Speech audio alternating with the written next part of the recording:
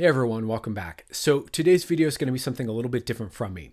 So if you've been watching my channel at all recently, you've probably seen me start to kind of pivot my messaging to have more of an emphasis on helping you develop more resources, right? More internal resources. What I mean by resources are powerful, positive states that you can call upon to use both to expand your capacity for well-being or happiness or whatever it is, and also to use as fuel to support you in your self-healing work here, right? So the idea is that if we are out of balance between our ability to access powerful positive states and the negative states that we chronically experience, it's going to make it harder to do personal healing work, personal transformation work, personal growth work. So my emphasis right now is really on helping you to build up your sense of powerfully positive states and experiences. So this means kind of pivoting to teaching more self-regulation exercises, more techniques that bring you into bliss, that bring you into health, that bring you into well-being or peace or what have you.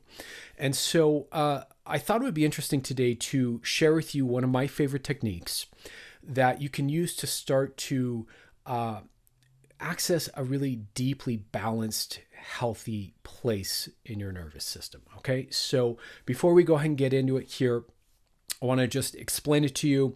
I'll give you a couple of the caveats, and then most of this video is going to be experiential. It's going to be set up for you to follow the instructions I'm about to give you in order to balance out your nervous system, feel healthier, feel safer, feel better. And this is a practice that you can then use whenever you need to start to self-regulate or to start to access this healed, healthy nervous system on a more consistent basis. So let me just kind of set up the understanding for you, share with you a bit about how to do this, what the instructions actually are, and then you're just going to follow along throughout the video. Okay, so let's go ahead and get into it. So this technique that I'm going to teach you today is what's called coherence breathing or heart coherence breathing. You, if you're kind of at all into personal development, you may have heard of this technique from Tony Robbins. He teaches this. There's also a book that was kind of big a few years back called Heart Math that talks about this. There's science that shows that this is actually a very real thing, very powerful, positive thing.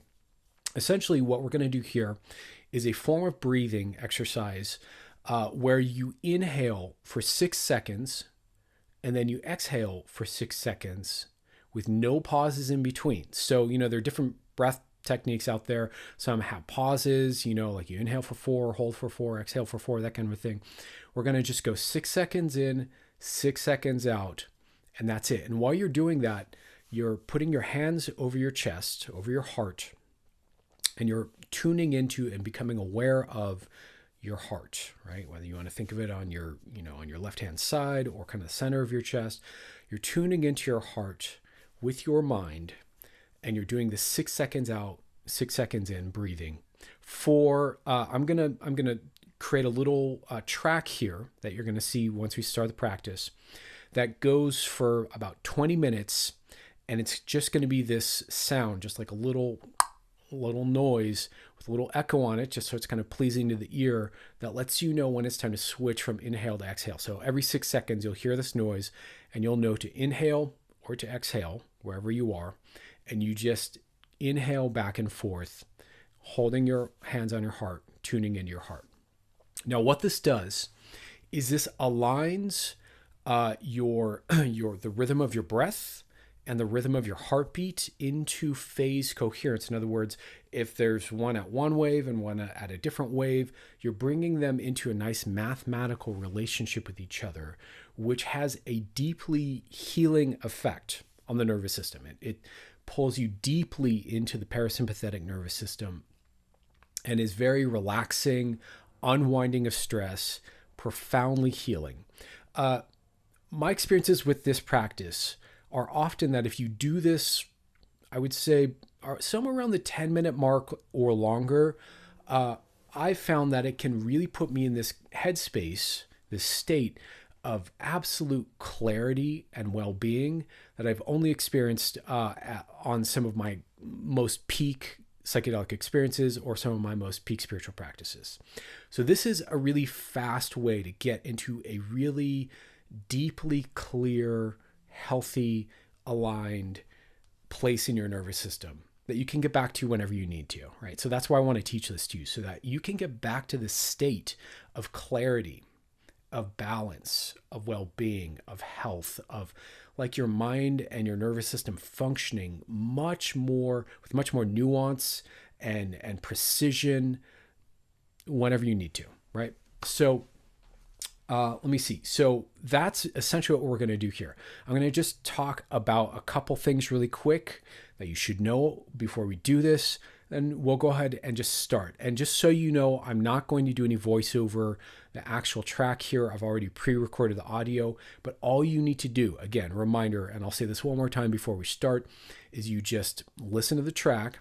When you hear the little bell sound, you just inhale for 6 seconds, and then you exhale for 6 seconds, trying not to hold at either end of your breath. Just inhale, exhale, put your hands on your chest and your heart, and just focus on your heart while you do this. And it brings all of this into alignment. So before we do it, I just want to give a couple kind of quick little caveats here. One is that when you do this at first, obviously it's going to feel a little weird. It's going to feel a little awkward, probably for 5 minutes, 6 minutes, something like that, because most of us have kind of an organic way that we are used to breathing. We have our own breath patterns, whether we hold our breath a lot or whether we exhale heavily or inhale shallow or whatever it is. And so doing this very even, consistent form of breath is often something that we're just not used to physically doing. It's kind of like trying to write with your non-dominant hand or something like that. It's just a little strange for your nervous system to do breath in a way that's not used to doing. Other thing I want to say about this is, your mileage may vary. You may find this is profound for you. You may find that it's not really that profound for you. I would encourage you to play with it and try it out a couple times just to make sure. But fair enough. The point of giving, exercise like this to kind of access well-being in the nervous system, recalibrate your nervous system, and, to self-regulate essentially, is that different people are going to respond to different exercises, and some are going to be more powerful for some people than others. So, if this doesn't hit for you, take heart. Don't feel like, all is lost and you have no way to self-heal or get into this place of refined kind of alignment. It's just one tool that I know works really well when it works and that I really like. So I would encourage you to just explore it with an open mind, with a curious mind, with an open heart, and just take a little time out of your day whenever you can. And we'll go into the next, portion of the video for a moment, or in a moment here. And again, you're just going to put your hands on your chest, hands on your heart. Just kind of bring your attention to the inside of your chest and inside of your heart. And you're just going to breathe. You're just going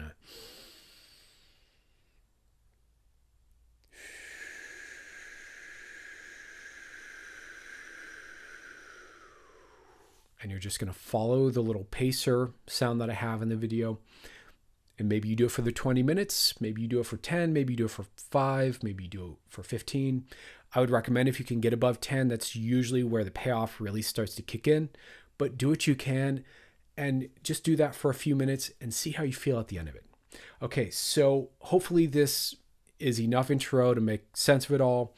And hopefully this really works for you and you have a new resource skill available to you. So much love to you guys. I'm going to sign off here, and the rest of the video is just going to be the audio. Okay, take care.